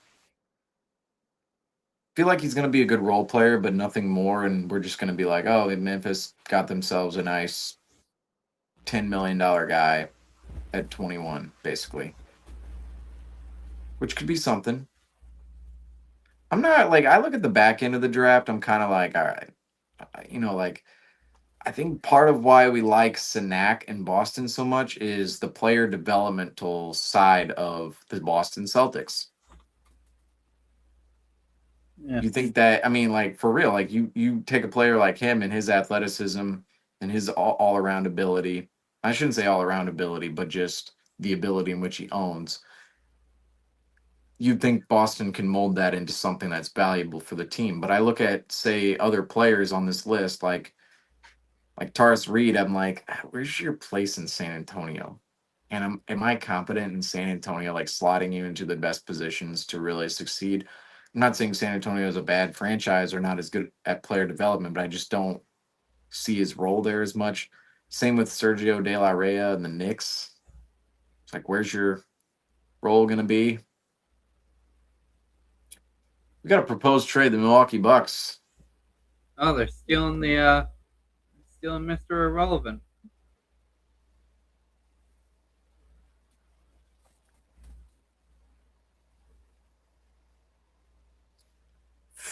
Mikael Brown to the Nets. What if Mikael Brown's a star? Yeah. Yeah. What if a lot of these guys? I mean, all 60 of them. I think that. But like Mikael Brown, if he's a star, all of a sudden, like Brooklyn, like you don't have anything. Like we have Julius Randle and Michael Porter Jr. Like outside of that, you're Yegor Demon, like the talent in Nolan Traore, Drake Powell. I just don't know what the Nets are really building around right now. They're building around Julius Randle. Julius, I'm trying to compare that to what that is, because seriously, like Julius Randle and Michael Porter Jr., like the Nets are just picking up players at random that other teams don't want to pay $40 million to anymore. Right. They basically. accidentally give them a Supermax deal, and now they're going to pay like $70 million to Porter and Julius Randle as Mark Tatum walks up to the stage for the last pick of the night. And this guy will, of course, put on a Wizards hat, yet will be going to the Bucks.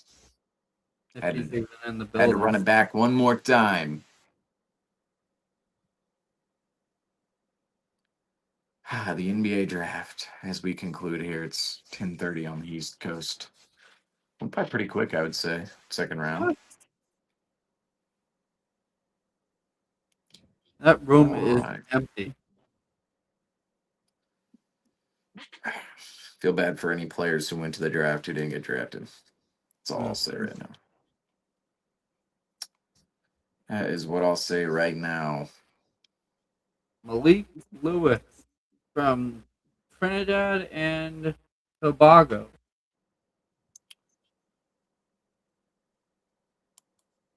I was sitting there like, man, Malik Lewis.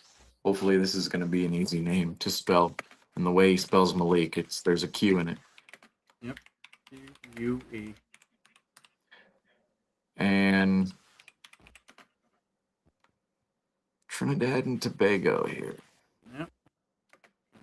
That is a wrap on. All right. How about that? We are through on all of the on the ticker. How about that? How about that? How about that? The second round of the NBA draft is now over. Everybody's made their picks. And now free agency up next. The World Cup's still going on. NBA free agency. We got a whole bunch. It's like a phase. This was a real rush that we had through this NBA offseason up to this point. Really, from the launch of Forever Green Sports, we have been jam packed with the non-stop content coming onto the news press, and Good time of year.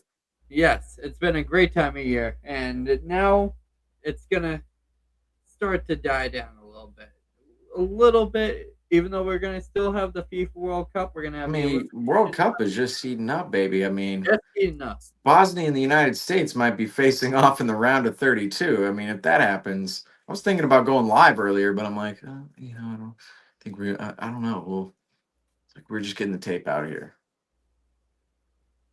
Yeah, we'll do that at next time you're at the bar. We'll give them a shout out. Shout out to the Bevo Cafe Lounge. Yes, Some of the biggest soccer watch parties in the state of Missouri. And really the Midwest of the United States. Come on now, folks. We gotta throw in the whole region. Check out our content and see the experience, and if you're in the area, go experience it for yourself. 100%. But Franco, any lasting points here before we hop off of our NBA draft live stream? 2026 NBA draft. We did 2025, 2026. This is becoming a tradition. That's what I'll say. I think this is our third year in a row covered in full. I know. Well, I was in Seattle for the 2024 NBA draft, which the draft was not in Seattle, so I was not covering that year. But 2023, see, here's the thing. Like, we've obviously been covering the Celtics for all this time. And 22, 23, and 24, no, specifically 22 and 23, the Celtics, in 22, they only had a second-round pick, if I'm not mistaken. And in 23, I believe it was the same. Yeah. And those picks were J.D. Davison and Jordan Walsh. Yep. And then I also think they only had a second round pick, or did they trade back when they drafted Baylor Sherman in the second round? No, they had the 30th overall pick from the championship. Okay, so then they picked him. Yeah. He was in the Koa Pete spot. He was in the Kevin Porter Jr. spot, the Derek White spot, pick 30, right before your salary drops off into the abyss of unguaranteed nonsense. Yeah, I mean, but looking at this NBA draft or the past, let's really try to frame down the past almost 5 days with how we reached a pinnacle with the honest conversation and then entering the NBA draft. As a Boston Celtics fan, it was a real roller coaster of emotions, and now there's going to be a hangover that the Boston Celtics are currently going to be waking up with, and the girlfriend, hence Jaylen Brown, is going to ask you what these texts on your phone from last night are. And Brad Stevens is going to have a tough time over coffee explaining that to him. That's sorry, honey. I unfortunately just where the Celtics are. Like, how you just explain it's like you are basically, it's like you just struck out and now you got to mend things. Are things better than they were before? We don't really know. I think that's the tough part for Celtic Nation, is looking at the situation after the draft, you're almost left feeling more empty and with more questions than even last year. Like last year at this point, the Celtics had already traded Drew Holiday, already traded Kristaps Porzingis, already drafted Hugo Gonzalez, Amari Williams, Max Shulga in the draft. And it felt as if the Celtics were definitely going towards a direction of tearing the entire roster down, selling everyone, and cutting back salary. And we saw that ever more so as the offseason went along. It just kept going on and on and on. We're sitting there in August. It started in June, yet we were sitting there in August going, they're still cutting salary. They're still cutting fringes of the roster. George Niang, he's gone. Like everybody was gone. Now, this offseason, the Celtics really haven't done anything. They have not made a trade. They've obviously not signed anybody. They've added 2 players in the draft, 2 players in which you think probably not going to play right away, probably going to spend some time in Maine. But now what? It feels like, okay, you didn't get Giannis. Yeah. We all thought the Celtics, we were about to get Giannis. You still have Jaylen Brown. You don't know how he You didn't feels. you did not do anything but destroy. That's what people are mad about right now is Brad Stevens. They're going, this is the first bad Brad move because you basically did nothing to the roster. And all you did was ruin your relationship with Jaylen Brown. That's all you did. And look, for me, I go, if I'm Brad, what do you want? What do you want? I'm the GM. I'm the GM. When you ask me to make the team better, I'm gonna go inquire about it. Right. And you know what? See, this is the thing though. We are like the real let's step out of Forever Green Sports objective analysis here and into Celtics fan base analysis, okay? Let's just I'm stepping out of one realm, entering another. Within the Celtics fan base, like we are the real Celtics. Like Brown could be a Hawk next year. Yeah. For us, like we're always thinking about it in terms of what's going to better the Celtics. And for me, that's even going down the chain and saying, look, at the end of the day, a player's been here for 10 years, 9 years, won a title. Very special player. Somebody whose number is going to go up in the rafters for sure. But if we want to hang more banners, if we want to win more games as the Boston Celtics, I would say fans, like, of course, they become in love with guys like Brown and Tatum. But from my perspective, I look at it like, all right, we're the Celtics. The players make up the Celtics, but at the end of the day, they're all interchangeable in terms of who's on the team and who's not. And no matter who you are, and that's to say here, like that's I guess the great part about being a fan of a team is that other than being a fan and adding commentary, there's no part of being a fan that's interchangeable. It's not like let's change around our fans. It's like we'll always be within Celtic Nation. But players, on the other hand, all right, the loyalty, there's certain loyalty to players, no doubt.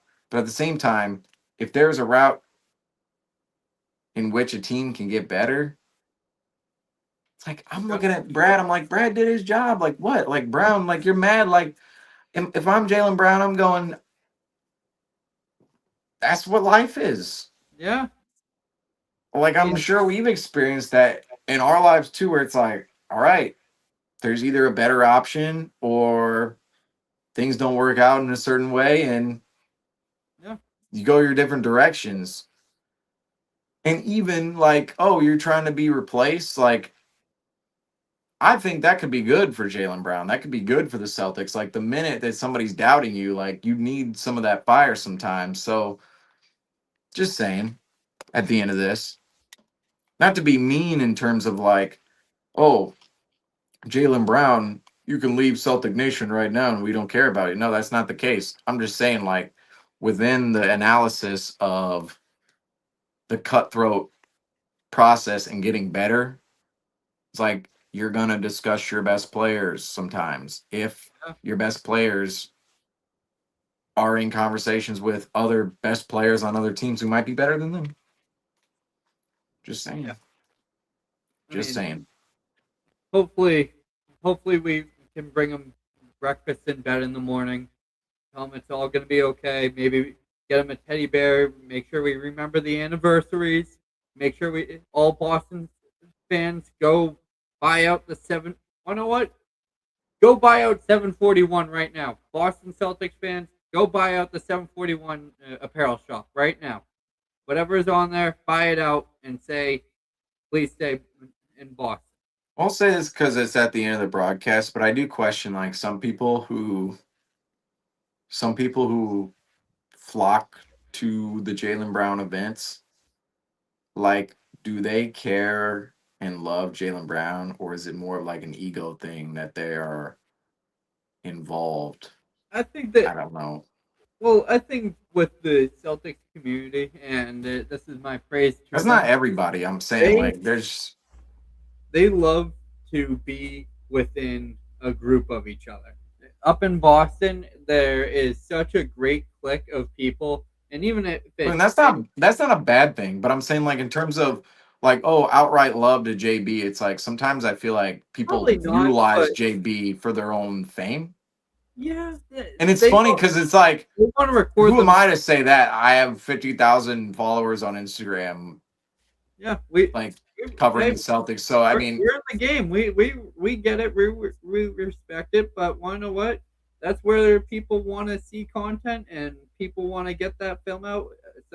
Some fans are there because they're truly there to support Jaylen Brown, and probably more on the younger side. But as you get up into our age, you got to be serving a purpose there. You're either creating content, being an influencer, or trying to resell some of that apparel. That's what it comes down to when you get to our age and I you're think some people could just be fans, but then right.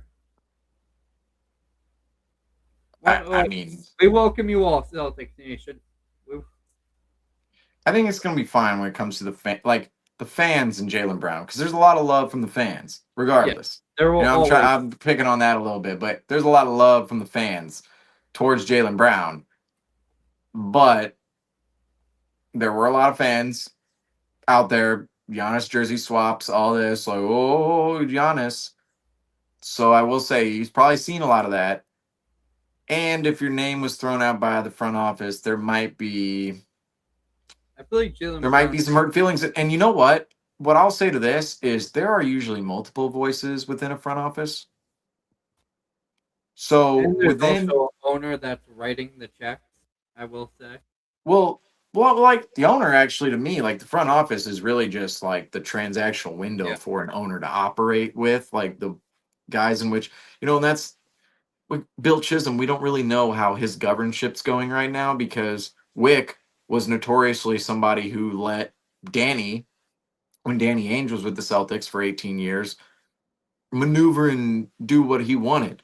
But then it would always be ran through Wick, and Wick would always get a say within the conversation. Wick, to his credit, he's the reason the Celtics swiped all those Nets picks because he just said, "Keep going back. Why would they? Why wouldn't they give us more picks on top of this deal? Period. Like, what is it going to fall apart over one more pick, one more pick, one more pick?" And that was a new owner in Brooklyn at the time, so you're swindling him. But ultimately, if you are Bill Chisholm now, do you own that same governship pattern? Are you letting Brad do what he wants and how much? See, because you might be letting Brad do what he wants to a certain degree, but then Bill Chisholm might have a final say in yes or no. And what I'll say to this too is Chisholm's a new owner, and we talked about it last year. New owner syndrome. They come in, they want to make a big splash right away, and a year after Bill Chisholm takes over governorship of the Boston Celtics, the Celtics are looking to move Jaylen Brown for Giannis. Is that not a coincidence, or is that just the pattern in which happens when these types of things go down? Right. Because seriously, like I do question that behind the scenes. Like you might be looking at multiple voices that like okay, maybe Brad wants Jaylen Brown around because he's coached him. He knows his personality. He's developed him. But then there might be a Bill Chisholm contingency that says, well, what if we did get Giannis? What if we do get, we should go out and get Giannis. And there might be different voices from different directions. And Jaylen Brown's looking at it going, well, I know these guys in the front office and the building have me. And, that's what it is actually within a lot of situations, as we know, is, who are you closer to in the building when it comes to the front office, ownership, and even the coaching staff? Like, who, those relationships will matter. And I do speculate behind the scenes, there are probably people who are more out on Jaylen Brown because of some of the Twitch streaming, the comments, and things that were said and put on film, which I don't actually read into as much as other people, I'll say. I think the media really inflames some of that stuff. 1,000. Because like he's tried to like Jalen has tried to explain himself many times, but he just can't, because every time he talks, it's like the media's like, you said this was your favorite season without Jason Tatum. Come on. Come on. You won a title. Come on. But I see his perspective of, yeah, we won the title. Like, it's not like, it's kind of like a kindergarten thing. Like, oh, you said salami was your favorite, not ham. Like, okay, like, what? Like, 2024, they won the title. 2 years later, the whole roster's stripped away. Brown's the number one guy, and that team still succeeds. And he goes, yeah, that's kind of one of my favorite seasons, because everybody was like, this team's going to suck. Brown, blah, blah. He might only play. Like we were saying before the season, like they might just load manage Brown and sit him out the second half of the season. Who knows? And instead, it's like, no, they're the second seed in the East. And it's like, why wouldn't that be one of his favorite seasons of his career? And yet people are like, well, because Tatum was out and he's the number one option, they didn't win a title and they blew a 3-1 lead. He's a crazy person. And I go, but this is what I also think. Players make, the top players make over $40 million now. Jaylen Brown's going to make 70 in a couple years. He already has a ring, which kind of immortalizes you to a certain degree within your legacy. Now, multiple rings would really take him and other players up to another level. But where they're at now, you don't think there's some complacency within commentary and caring about all the things that us as fans care about out there? We care about very trivial things sometimes, like player legacies. Sometimes players understand that they don't control that legacy. Donovan Mitchell probably sits back and goes, I want to win so bad, but just the fact of the matter, with the Jazz, with the Cavs, the roster hasn't been there. Maybe a couple times, like you could say, oh yeah, Donovan Mitchell's had a championship contending roster for sure. 21 with the Jazz, 25 with the Cavs. But at the same time, you go in between, there's a lot of not good enough, not good enough, not good enough. And you isolate those 2 years in which Donovan Mitchell was the number one seed. That's 2 years out of his 9-year career. And I look at him and I'm like, well, if you're Donovan Mitchell, you cannot, that you're a great player. You cannot hang your hat totally on winning rings or not. Same thing with Allen Iverson and Charles Barkley and all those players. Like, yeah, winning rings takes you to another immortalized level, but some players have to compartmentalize that they're still good without those rings. And that is the reality. They're still good. They're still millionaires. They've still made it in life without those rings. And even with Jaylen Brown, he has a ring. It's like there's some complacency in commenting, period. Like, and even just viewpoint with Jaylen Brown and maybe even Jason Tatum, who knows? I do look at them and go, like, they've done mostly everything that they've said they've wanted to do in the NBA. And now it's up to the extra gear of motivation, the extra animalistic level to take them up a notch and go out and win another championship. But it's also going to take a good roster, and a roster built by Brad Stevens and Bill Chisholm in the front office, and even Wick Rosebeck, who's still kind of around. But I think sometimes with the media and the comments, it's like, you guys don't think that players just yab on about stuff and don't think in terms of legacy because they've already built a good legacy. Like imagine you're a person who has made $40 million for the last 4 years. You're making $40 million for the next 4 years. You're going to make 70 after that. Say you have a title, you've won a ring, you've been in the league for 10 years, you've proved all these doubters wrong, you have a hot girlfriend, everything's awesome. Why in the actual mother of love and bluff would you care about blowing a 3-1 lead to the Sixers and that being a reason as to why you think the whole regular season was messed up? You have to be a psychopath, and that's why people like Jordan. Yeah. That's Like why people like Jordan and LeBron and Ronaldo and Messi, because they're kind of psychopaths. They've done everything, but they want to do it again and again and again and again, and no matter what happens. And that is really the difference Brady. sometimes between greatness at that higher level. Because what I've seen is you have these young players, and we've seen Jalen Brown and Jason Tatum, not Jason Turtle, Jason Tatum and Jalen Brown turn into star players, and there's a progression in that stardom. We see that from point A to point B. But now there's a point C in legendary status. It's like you can make your way up to an all-star, all NBA, and you can be all these things. But what's the legendary? Because that's the extra level that I see with Brown and Tatum now is you've already achieved everything. You guys have already won rings. You guys have already made the money. All NBA, all-star. Everyone loves you around the league. Highly acclaimed. You own a franchise, basically. Your numbers are going up in the rafters with the Celtics. You've achieved so much, Brown and Tatum. But now, can you find that extra gear, that extra layer of motivation that says, I want to win another one. I want to do this again. And yes, when I blow a 3-1 lead to the Sixers and we only finish second in the East, and that's the only thing we really accomplished, I'm mad. I'm mad. See, that's the thing is Jalen Brown, people are mad at Jalen Brown because he's not mad. Right. But that's the reality is like that extra layer of motivation could take them up to the next level. And I do see a level of complacency in Brown and Tatum to some degree. But I'm also willing to admit that we really haven't even given them the proper time to compete yet. Because Tatum tore his Achilles, and we're thinking this is the step back year. It's not a step back year. Tatum goes out in game 7, and we're going, you know what? We already had a great season. We're already compartmentalizing before the game 7 when Tatum's out. Okay, he's not going to play. You'd rather him not playing if he's actually dealing with an impingement. And we're probably going to reset going into next season a lot better with Tatum in the lineup the whole year.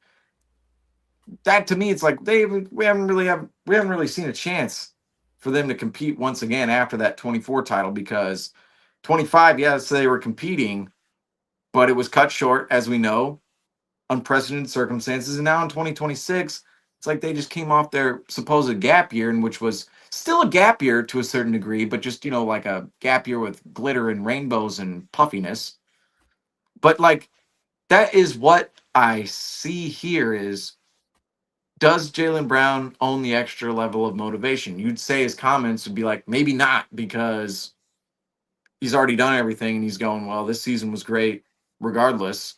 Turn And into that's a the monster. like if you've done nothing in the NBA, you wouldn't think that season that you just had, that Jalen Brown, like you'd be actually no, the season you just had, like that was a great season, great regular season. The end is not good. And I think that's also what needs to be compartmentalized too by the fans is like you're not even supposed to be there.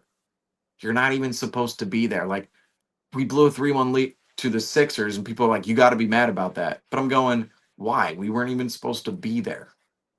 Like, it's not as if we failed on competing for a title because we weren't even supposed to be in the playoffs, technically. In terms of our odds, we were 8th.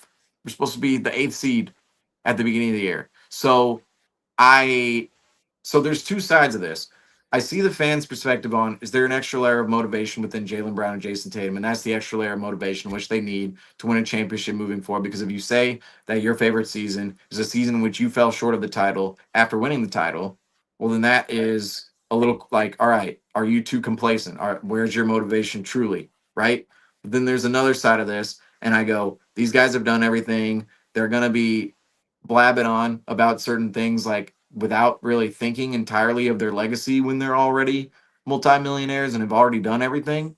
And Ask him that question in 20 years. Ask Jalen Brown what his favorite season is in 20 years. And you'll it's a special season, and that's the thing. Like, I think he should have just like, and this is a stupid thing. Like, it's again, it's a kindergarten thing. It's like you said that's your favorite. It's like if he would have used a different word, say he used that was one of my favorite seasons. Yeah. One of many. 17-18 could be considered a great year. You look at obviously the title year. You look at 21-22. Those are the 3 years personally that I would pinpoint within Jaylen Brown's career and everybody involved with the Celtics as those were fun seasons. And even last year that was cut short. One of would have changed the whole conversation. Yet he says that was my favorite season. Then people go and Stephen A and blah blah blah. And I do agree with Jaylen Brown. It's like the media is unethical. The media won't give out the two sides of within the organization. They completely understand what Jaylen Brown's saying. We were underdogs. Now we're not underdogs because we've proved the narrative wrong.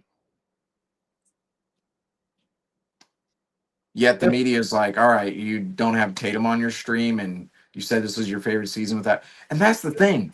It's like, I don't even think that Brown is considering like, oh, I played without Tatum. This is my favorite season because I played without Tatum. He's saying because everybody doubted us, yet we performed as a team, as a cohesive unit. And guess what? Tatum came back. Why are people, what? Tatum came back. He's saying like, oh, Tatum, like he was gone. Like, how about the last 20 games of the season?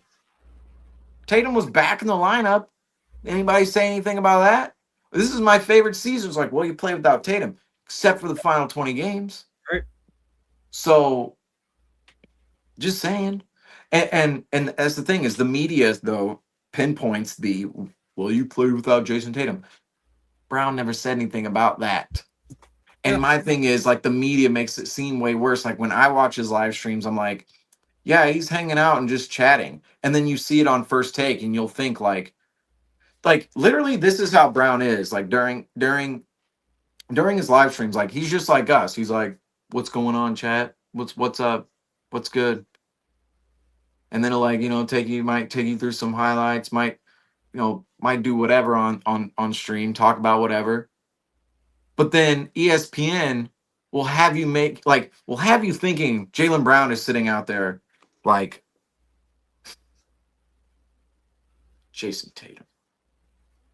I hate that man, Jason Tatum. Just throwing him. I hate that man, Jason Tatum. Like, come on. At him on a stream. Like, seriously, like they make you think like Jaylen Brown is sitting there like going through different teams, being like, yeah, I would love to be in that. Like, it's like, I cannot stand this Jason Tatum guy. I must play with the Hawks immediately.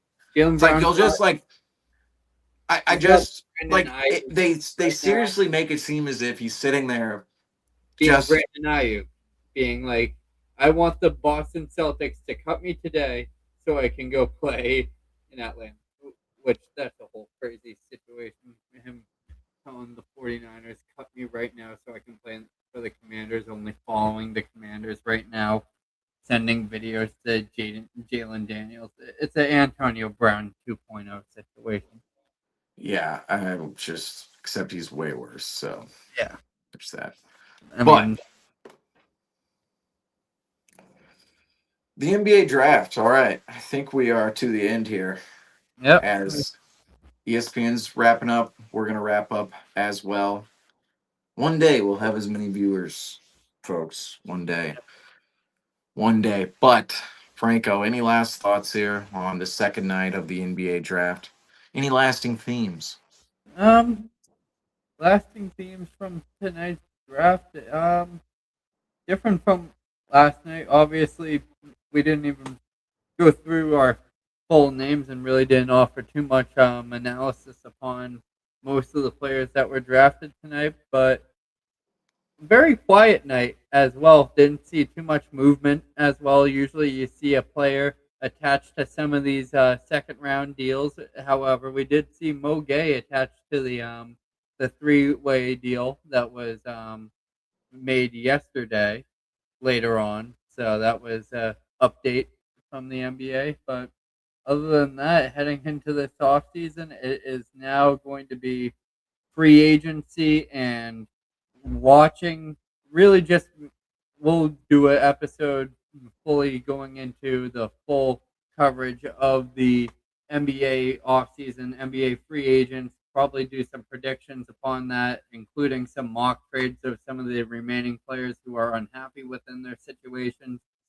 And moving on to NFL and even NHL, there's a lot of news coming on, but this is basically kind of like the season one. Not depending on how many episodes we have per season, but this felt like a first chapter of Forever Green Sports in our podcasting coverage.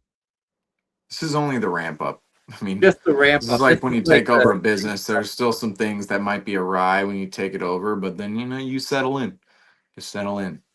You really do over time. You form that routine, as we are right now. So we get to the end here of the 2026 NBA draft and our watch along, of course, for the 2026 NBA draft. But if you want to see more of us, of course, go check out all of our social media links at Forever Green Sports on Instagram and, of course, on YouTube as well, where you're watching right now, hopefully, as a ladybug just flew right down next to me. Hey, man, you want to get on camera? Look at this. Oh, got the ladybug right. Oh, Nope. flying off. There goes the Oh. luck. Oh, nope, behind me. There he goes. That's the Forever Green mascot, I guess. The ladybug up here. Got the red and the green. Back here, the red and the green. But that is going to do it for us tonight here, folks. Of course, the 2026 NBA draft in the books, officially looking ahead now to free agency, the offseason of the NFL and the NBA. Still a lot of time in front of us, both off seasons, but got the World Cup going right now. It's still Baseball, hockey's in their offseason. I mean, we'll have it covered for you guys. All of it. We'll bring it up more towards the All-Star break, but I think I'm working on the catchphrase. Where I'm working on a sign off. What do you got? What do we got? All right. Was it written down on a piece of paper? Nope, I gotta still trademark it, or still get it written out and scripted, but Forever Green signing out, but don't be gone forever. Au revoir, folks. Au revoir. I don't even know what language that is. I think it's French, right? French? Okay. I learned, I was 4 years of Spanish, so. Au revoir is like best regards, adios. Well, Unlike we'll figure it out. We'll figure it out. I feel like it comes with routine. It's coming out at us. Well, I don't know. It's late night. We got the lights on. It's dark outside. Windows open. It's the middle of the summer. In the winter we're gonna be like in jackets, like sitting here looking at our summer broadcast. Like, Damn. is that sweat on us right there? We don't even know what sweat is. At 8:30 p.m.